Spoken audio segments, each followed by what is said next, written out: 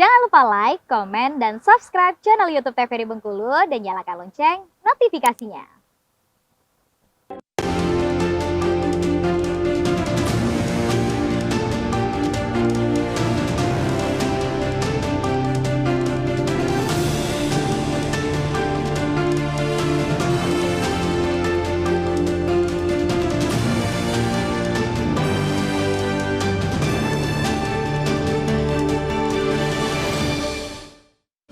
Baik pemirsa, masih di Bendua TVRI Bengkulu untuk edisi hari ini Rabu 21 Juni 2023 bersama saya Karo Fahmi tentunya. Kita akan ngobrol kembali dengan dua orang narasumber kita di studio TVRI Bengkulu. Kita kembali ke Pak Dhani terlebih dahulu nih. Kan salah satu pelanggaran yang mungkin terjadi tiap tahunnya Pak untuk pemilu ini sendiri adalah money politik tentunya ya. Nah money politik. Nah untuk dari pandangan Islam sendiri, pandangan dari ulama sendiri mungkin terkait dengan money politik ini bisa dijelaskan mungkin Pak? Ya. Memang MUI juga sudah mengharamkan money politik itu ya, sudah lama ada fatwanya bahwa money politik itu diharamkan ya.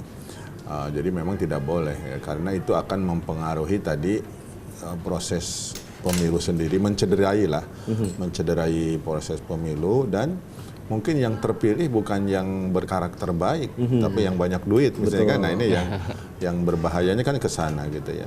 Nah makanya sebetulnya lebih penting juga di penyelenggara pemilu itu ada literasi mengenai kepemiluan gitu ya di masyarakat, karena memang masih tinggi bahwa kita pernah ada juga melakukan beberapa survei misalnya kan, apakah kalau memilih dikasih uang mau nggak gitu ya.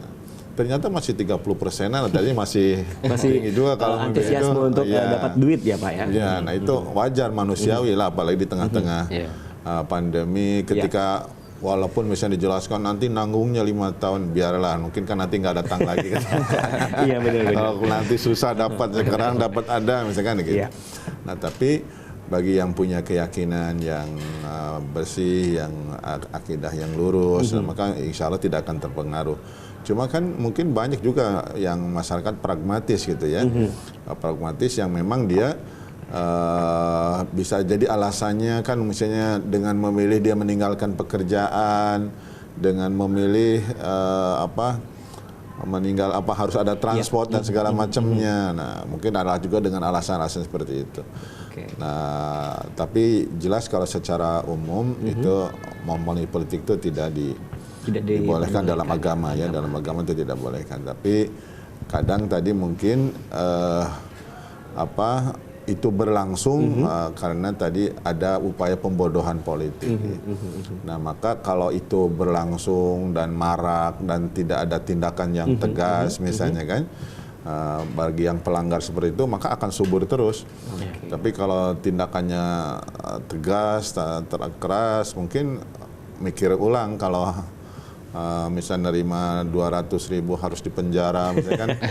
Itu akan jerah dia kan, tapi kalau tidak ada mungkin hukuman yang tegas ya akan berulang itu sampai betul. Baik, kita beralih ke Pak Awang nih ya.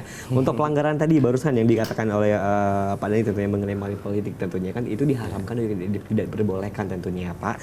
Nah apakah penanganan dari Bawaslu sendiri untuk money politik ini sudah sejauh mana untuk penanganannya? Apakah penanganannya sudah ketat sekali atau biasa-biasa saja? Kalau terkait penanganan ya kan, pertama di undang-undang itu tegas kan dan keras dia, itu tindak pidana kan. Artinya ada konsekuensi hukum bagi yang pelaku money politik ya kan.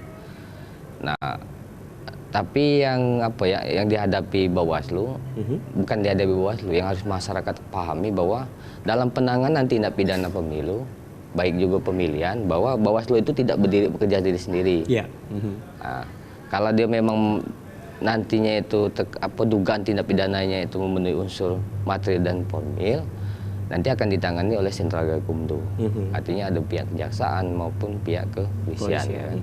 Tentu dalam hal ini mengambil keputusan apakah suatu perkara dugaan tindak pidana akan dinaikkan ke tingkat selanjutnya itu, yang harus masyarakat ketahui bahwa itu bukan keputusan Bawaslu sendiri. Nah, ya kan, walaupun memang masyarakat berharap banyak lah dalam penanganan. Itu kalau terkait penanganan tentu yang paling susah di menangani money politik itu pembuktian sebenarnya. Memenuhi unsur sejauh mana memenuhi unsur unsur tindak pidana Iya. itu. Contohnya kini perkembangan money politik ya kan.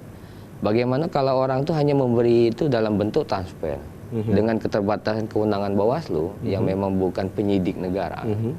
Tentu kita tidak mungkin mampu mendapat data itu kan. Iya. Orang transfer atau emoni gini. Itu sebenarnya kategori money politik. Atau bahkan orang akan menyebar apa namanya yang permainan lagi marah hack domino. Nah, untuk menyogok masyarakat mereka sebar 1B itu money politik. Iya, Tapi iya, bagaimana membuktikan itu terjadi transaksi elektronik dengan keterbatasan Bawaslu. Nah, tapi tentu tetap ada upaya, Pak. Bawaslu tetap akan berupaya dan itu pernah kita lakukan. Dan juga pernah juga pada waktu pilkada kemarin itu pernah terjadi upaya pernah terjadi di Rejang Lepo.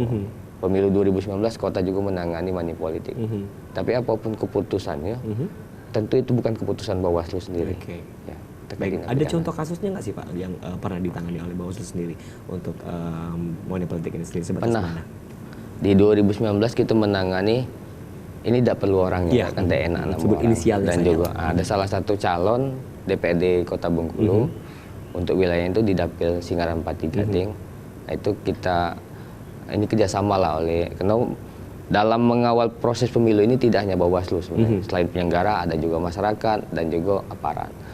Nah, pada saat itu kita ada OTT lah, tertangkap tangan, ya kan, salah satu oknum itu dan kita tangani, ya kan. Oke.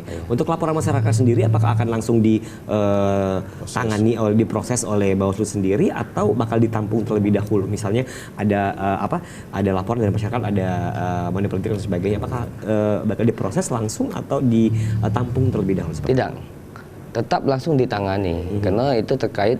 Itulah penanganan tindak pidana pemilu itu dia ekstra, ekstra kriminal lah kan. Artinya dalam proses yang harus cepat dilaksanakan, karena jangan sampai mengganggu tahapan. Nah, tentu dengan keterbatasan kemampuan, dengan waktu yang singkat, itu salah satu tantangan di penyelenggara pemilu sebenarnya, Pak. Ini kan langsung ditangani itu proses pemeriksaan baik secara formil, material. Ketika memang dibutuhkan keterangan, langsung diminta keterangan saksi-saksi. Ketika memang dimungkinkan keterangan ahli. Nah, nanti akan dilakukan kajian apa dia memenuhi unsur dugaan tindak pidana pemilu. Nah, dalam 1 kali 24 jam kalau memang Bawaslu menyatakan memenuhi, itu harus segera diproses di Sentral Gakumdu nantinya. Nah, nanti ada proses sendiri kan untuk menentukan apakah ini akan masuk proses penyidikan, penentuan tersangka sampai ke proses peradilan. Orang yang terbukti nantinya akan batal langsung ikut pemilu atau seperti apa? Nah, kalau secara hukum belum tentu, Pak. Nah, karena ada mekanisme sendiri kan. Kalau memang putusan kekuatan hukumnya nanti mungkin bisa proses banding orang itu kan, kasasi. Nah, tapi kalau memang dia dinyatakan secara hukum nantinya terpidana pemilu, ada proses PAW sendiri di DPR. Itu udah aturan sendiri lah untuk PAW kan. Baik. Nanti kita akan gali kembali tentunya untuk pertanyaan-pertanyaan selanjutnya, tapi kita akan jeda kembali ya. Tetap bersama kami pemirsa di Berndo TVRI Bengkulu.